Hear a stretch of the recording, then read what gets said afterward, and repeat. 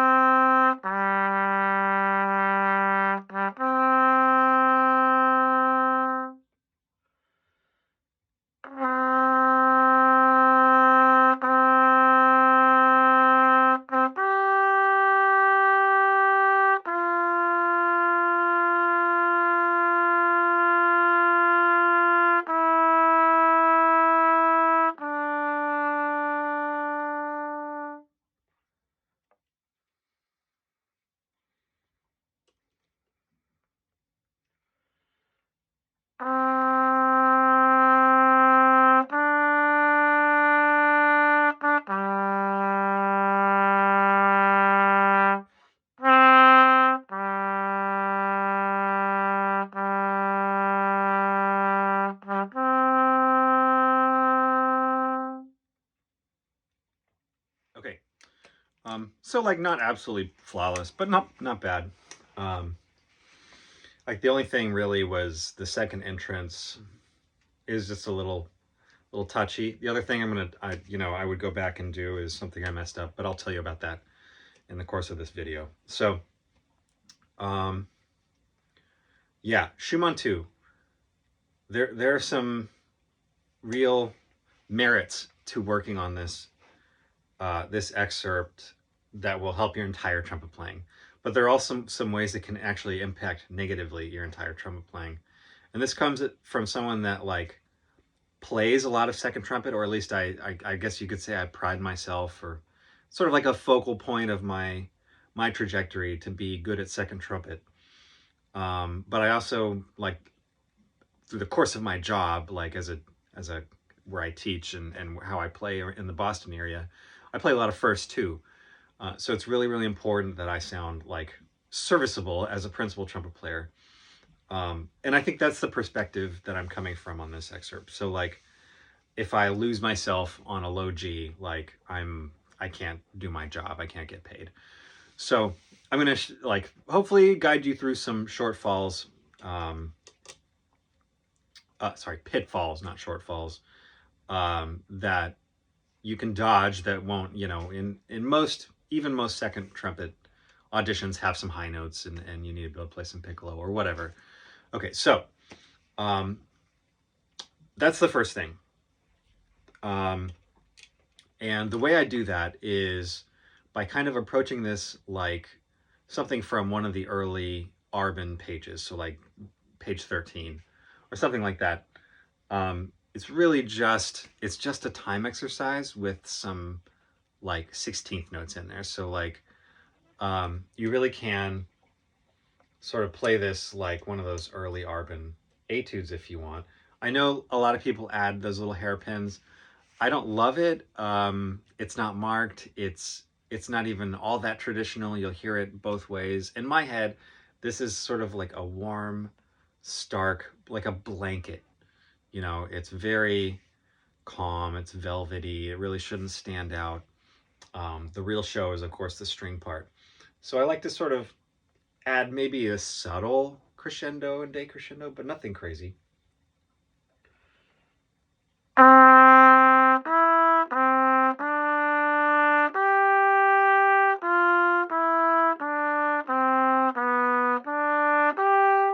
You know, So that's an option.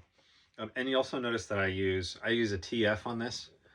Um, yeah, I've gotten some blowback in the past on that, but I think especially on second trumpet, you can really get away with that. First, you might be able to argue in an audition setting that you want maybe a brighter sound, but honestly, it doesn't really matter because I think I can do the exact same thing on my other mouthpiece without any trouble. So all the same principles apply.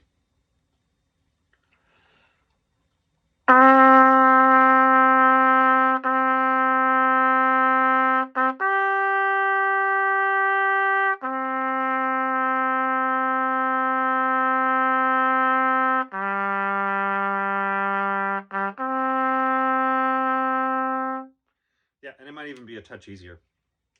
But I like the sound on the TF. Plus, when you're in the middle of an audition, you really don't want to be messing around with. You need reliability, right? You need bulletproof reliability, and I think for me, the TF is the answer to that. So, who knows? Ask me again next week, and maybe my answer will be different. But for now, I'm playing the TF. All right, so that was, I think I played a little bit of number 13 from page 13 on the Arbin. You can do that. You can even like maybe transpose it down a little bit if you want. That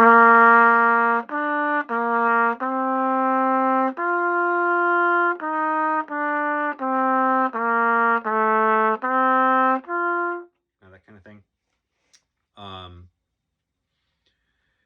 Yeah, okay, so the 16ths, the only trick is making sure that they belong to the next note. So, yeah.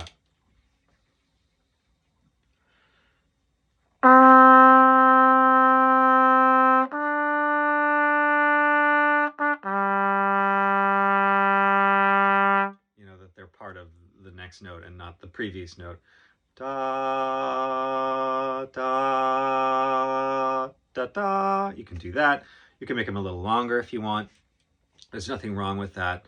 You want it to make sense, of course, in the context of the piece. So going to listening to a bunch of recordings will really, really help. But there's, you'll hear a variety, and I think they're all pretty valid. I think like that's an artistic choice that reflects, your values, but I don't think that one is right or wrong. Like, you'll get goalposts on both sides. Like that's too aggressive. And then the other side is too legato. And if you want to be really safe, just, right straight up down the middle. But for me, again, connecting to the next note is the key there.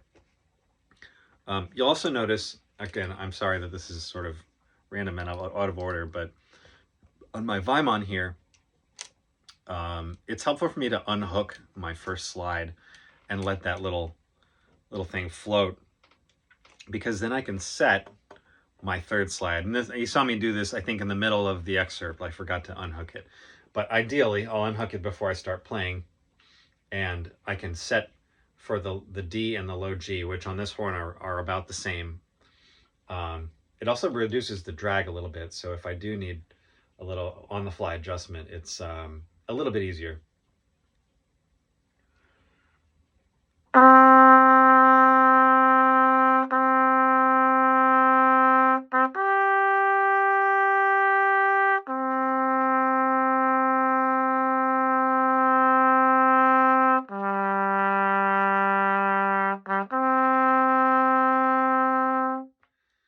Yeah, and you'll probably hear, so far and hopefully through the duration of this video, that like the technique here is pretty bulletproof. Like I don't really need to worry about missing those 16th notes or fluffing on the low G or something like that.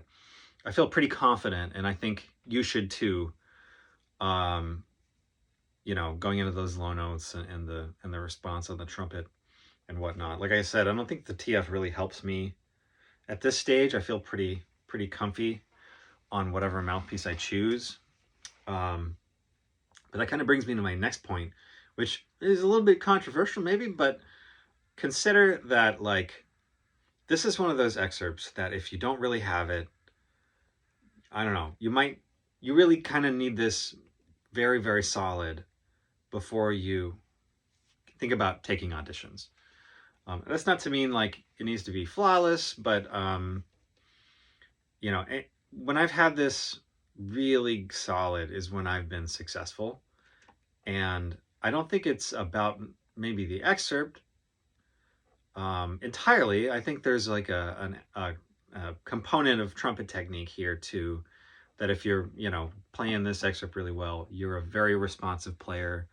You've got a great low register or a great sort of middle upper register, which is also really important. You're ready. You're ready to go take auditions. This one, Pictures, Pines, Petrushka, Carmen, like those are like the go-to first round excerpts, and are the ones you should really have, brick and mortar before you sort of step foot in the door. And I'm not saying this because I don't love you. I'm saying this because I do love you, right? I want you to be successful and not waste your money, getting on a plane, because the average cost of one of these auditions is really, really high. So do yourself a favor, make sure this thing is really, really good before you go. Yeah, let's see. Last thing, the last phrase. So the one with the breath, or the sforzando, or however you want to think of it.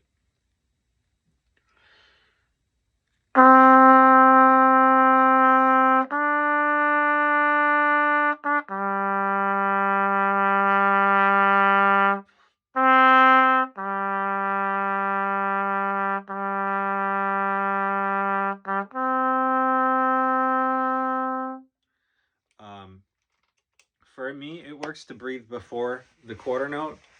I think ideally it'd be after, but I've so far in life, I've not been able to sort of make that work. It's never hindered me. I think the important part is getting the subito piano. So if taking that breath before the subito piano helps, by all means do it. And I guess technically you don't really even have to do that because there's nothing written there. That's one of those traditions that, like, I think is pretty universally observed. So you're probably taking your chances if you don't. But again, it's not written, and like the string committee members are gonna be like, oh, all right, that's what's written, maybe, and the one trumpeter on the committee might be like, that's not how we do it. But he's only one vote, or she. So I would do it. I think it sounds good. I think it adds character to the excerpt, but you don't have to, and you can take the breath before or after, as long as it sounds good. Okay, let's see. Last thing here.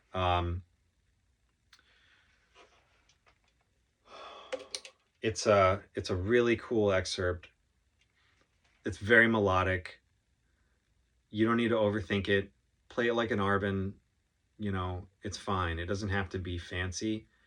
You don't have to like soul search to play this excerpt, or really most of them. It should be vibratoless, or very, very close to it. Yeah, and that's it. Like it's a really tricky excerpt, I think, from a fundamental standpoint, but once you have those fundamentals, it plays itself. You don't have to micromanage this one. I will say, over my time as an auditioner on the trumpet, I don't want to say become famous for this excerpt, but whenever I've gotten feedback, like, not only is it say Schumann 2, great, when I've talked to them later, they were like, oh yeah, you're the guy with that killer Schumann 2. So don't discount this advice. This is how I got it. I didn't have to build it up. It's a process of breaking down smooth, calm air. You don't need to force it. You don't have to squeeze your abs. You don't have to do a bunch of pull-ups. Like, it's less, not more.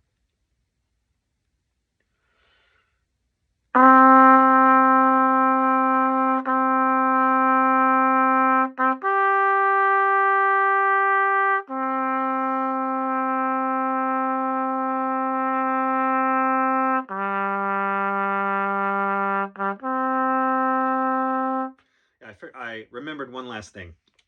I knew there was one last thing. So that 16th, it's always late. Like whenever committees hear this, it's always late. People take their sweet time playing that 16th. It has to be in time. At least the downbeat of the next note does. You can lengthen the 16th note if it's comfortable, if it facilitates you, or that's what you want to do, but you cannot be late to the next beat. And even in some of like the better recordings, they're late to the beat and it sounds like trash. So don't be late. It's got to be right on time. Like you're sitting here going, you know, see if I can get a foot tap that's loud enough. No, I can't really. Two.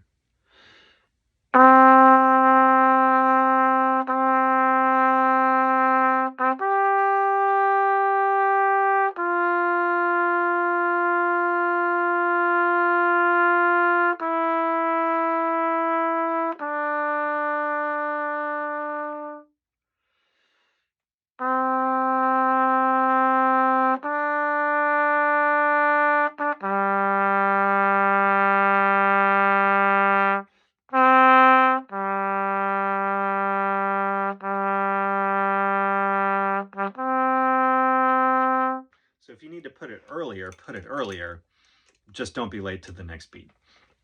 All right, so hope this was helpful. Again, awesome excerpt. Have fun with it. It is a great reflection on our fundamental understanding of calm air, smooth air. You don't play it like it's a low excerpt. It's just an excerpt. You want time, intonation, sound. You know, not this like low G. You know, it's not a low G excerpt for me, at least. It's time. It's really time. Yeah, time and sound first, and then like intonation. Like once you really get, you know, rotary trumpet, or if you're playing it on piston, that's fine too. Just make sure that D is right where you want it to be, and you know, low G isn't too sharp or flat. So, yeah. Hope you enjoyed it. Drop me a note if you have any questions or comments, and I will see you next time.